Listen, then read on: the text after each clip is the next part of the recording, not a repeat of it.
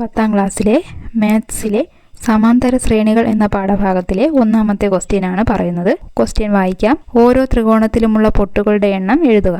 തുടർന്നുള്ള 3 ത്രികോണങ്ങൾ ഉണ്ടാക്കാൻ വേണ്ട പൊട്ടുകളുടെ എണ്ണം കണക്കാക്കുക. ചുവടെയുള്ള ത്രികോണങ്ങളിൽ മുകളിൽ നിന്നും താഴത്തെ തട്ടിലേക്ക് വരുംതോറും എണ്ണൽ സംഖ്യാ ശ്രേണിയിലാണ് പൊട്ടുകളുടെ എണ്ണം കൂടി വരുന്നത്. അതിനാൽ ത്രികോണത്തിലെ തട്ടുകളുടെ എണ്ണം നോക്കുക.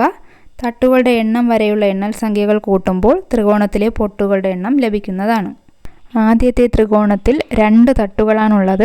അതുവരെയുള്ള എണ്ണൽ സംഖ്യകളായ 1ഉം 2ഉം കൂട്ടുമ്പോൾ പൊട്ടുകളുടെ എണ്ണമായ 3 കിട്ടും. രണ്ടാമത്തെ ത്രികോണത്തിൽ 3 തട്ടുകളാണുള്ളത്.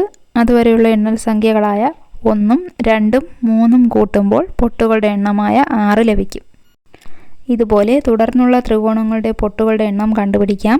ചോദ്യത്തിലുള്ള 4ാമത്തെ ത്രികോണത്തിൻ്റെ പൊട്ടുകളുടെ എണ്ണം കണ്ടുപിടിക്കാനായി 1 മുതൽ 5 വരെയുള്ള എണ്ണൽ സംഖ്യകൾ കൂട്ടുക. 5ാമത്തെ ത്രികോണത്തിൻ്റെ പൊട്ടുകളുടെ എണ്ണം കാണാനായി 1 മുതൽ 6 വരെയുള്ള എണ്ണൽ സംഖ്യകൾ കൂട്ടുക.